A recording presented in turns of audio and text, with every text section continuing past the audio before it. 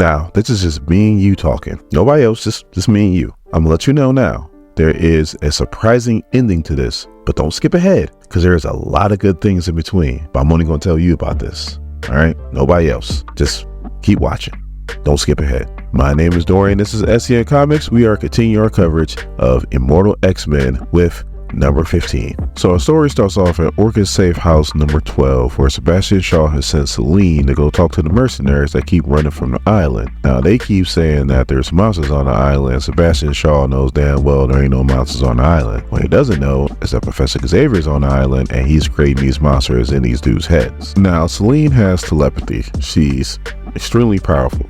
She's not as powerful as maybe like Emma Frost, Professor Xavier, Jean Grey, but she is up there. So she can pretty much read these guys' minds, but she is a psychic vampire. So what she'd rather do is eat them, because when she takes in their life force, she gets everything, all their memories, everything that they ever did, she will know as she's eating them. And in her words, she'd rather do this instead of read their mind. Why? Because they taste yummy. So then Sebastian Shaw walks in and he goes, "Did you have to kill them all, Selene?" And she goes, "No, I didn't have to.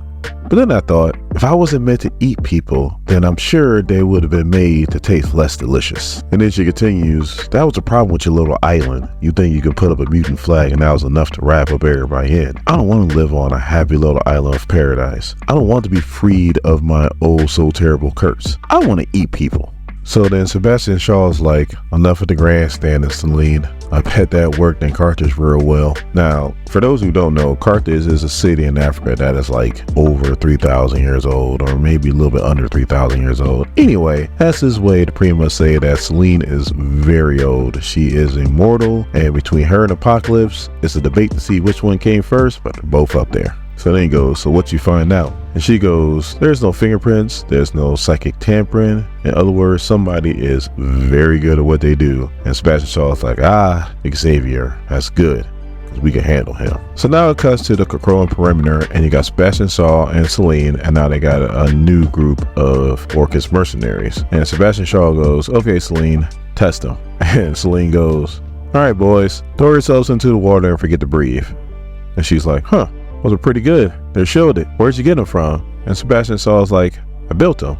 And Selene's like, "When's the last time you built anything?" And he goes, "I built Krakoa, and now I'm going to sell it for parts.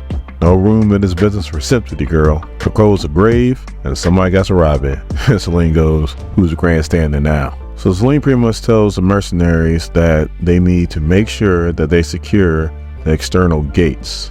They're her. Reason being is because I guess they're made out of the bones of her fraternity. Like I said before, Selene is really old, and those are the externals who didn't make it. So Sebastian Shaw is talking to the mercenaries, and he's letting them know that, hey, Professor Xavier now has some telekinesis powers. That was very important what you just told them. Typically, Professor Xavier is a mind manipulator, the most powerful one there is. And telekinesis goes to people like Jean Grey, Emma Frost, Cable, Exorcist, even Selene. But telekinesis for Professor Xavier typically doesn't happen. Now that he has it, here in a few minutes, you're going to see why that was so important to tell him. And he's also like, try not to kill him. And Selene's like, I don't think Orchis is in the business of keeping mutants alive. And Sebastian Shaw is like, but his brain is a fantastic resource, and I'm in the business of exploiting resources. And Selene's like, is the only thing you think about is money? Sebastian Shaw is like, you're the mind reader, you tell me. And Selene goes, oh, and yes, I do look fabulous. So as we turn the page, now we're wherever the hell these 250,000 mutants got transported to, and we see Exodus using his power, and whatever he's doing, he's using a lot of it, and then he falls to the ground. And then when we turn the page, we see he created this huge pool of water for the people to drink out of. He pulled water vapors from all around to make this happen. So the Hope's like, are you gonna be able to keep this up? And Exodus is like, no, you're going to borrow my power and we're going to take turns. And Hope's like, for how long? Exodus is like, for however long it takes. So Destiny is like, speaking of this promised land, Exodus, have you really seen this? And Exodus is like, arguably, yes, I've seen it in the vision, but I mean, I can't really tell you that it's there, hence faith. So the hope's like, this whole vision thing, that's your bag, Destiny, but right now you're out of commission. So we got to give the people something to hang on to as we make our way through this crazy wasteland. So on the next page, we see that they're ready to travel and it's nighttime. Any survivors will tell you if you're trapped in the desert and you have to make your way through it, you don't travel during the day, you travel at night, for obvious reasons. And any mutant that has ability to fly is supposed to travel around the group and check the perimeter and make sure there's none out there that can get him. And Kafka, he's a little boy with the fairy wings, is one of those mutants that's flying around, and all of a sudden he lands and he sees something. He sees Wolverine attacking Mother Righteous. I'm sorry, but ever since Sebastian Shaw called her that in the last issue, I cannot get that out of my head, and that's probably going to be my new name for her from here on out. Now, if you've been paying attention to X-Force, which I'm not going to lie to you, haven't been paying that much attention to it, that's why I really don't cover on the channel, but I pay attention enough to know that Beast made a lot of Logan clones, so we know this is not Wolverine. And also too, look who we're dealing with here. This is Mother Righteous, so it technically doesn't have to be one of Beast's clones. It could just be something that she conjured up using her magic. Anyway, it sees Kafka and it goes after him now. So he goes running and he's like, he's coming. And they go, who's coming?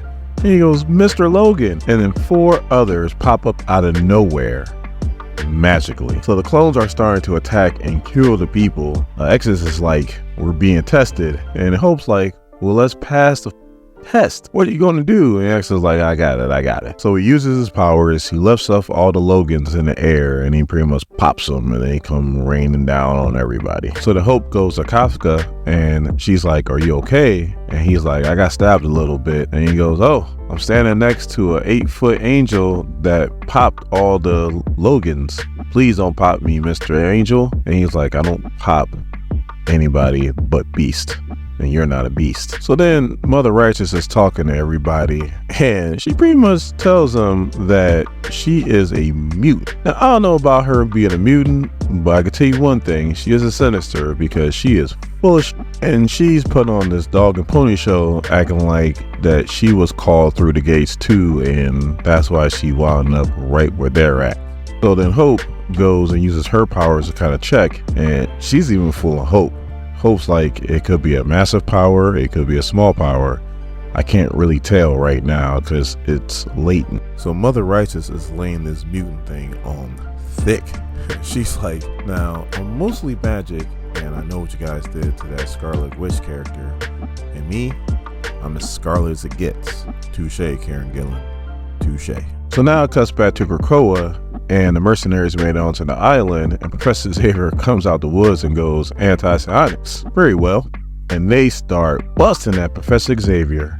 But when you turn the page, holy sh! You got one dude that got his whole body cavity split open. You got another dude that is headless. Another dude that got cut in half and also missing an arm.